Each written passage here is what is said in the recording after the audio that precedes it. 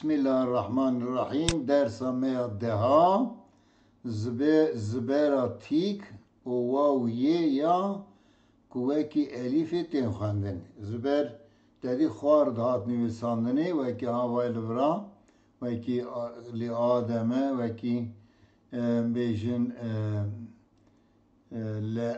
le atin wekî lakîne asernê li îja li vira tik tê nivîsandin wekî a tê xwendinê ha za zalê ji lazêberê me gotû elîf bi zbera beriya xwe bê xwendin dirêj dibe.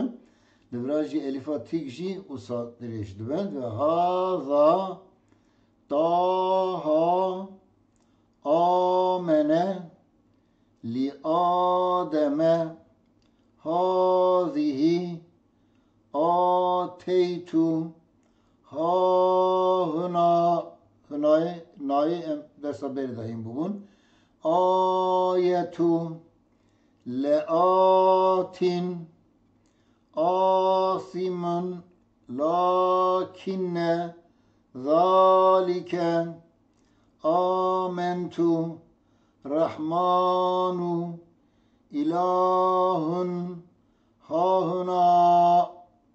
Beli İja megu vav o yeji ten nivîsandin li wekî elîf tên xwendinê selatun benê li vira vav hatî nivîsandin bi zbera herfa beriya xwe tê xwendin ama xedî elîfî dirêj dibin.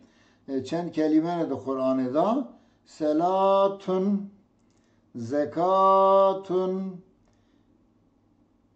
necatun hayatun gadatin selatun zekatun necatun megu bana çen kelimeni perziletun endu Kur'an'ı da yek yeda yenha e'la beni iyi hati nivsandın elif tehvandın livrajiye elif livrajiye elif yerda iyi hati nivsandın elif tehvandın ukhra nes'a نخشى ما أغنى فآوى سيصلى ألهاكم وتعالى وتولى مولانا فنادى سقياهم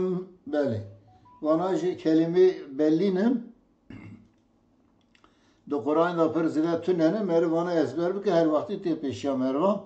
Hadi alikari ve inşallah biminin khairu haşiyeda.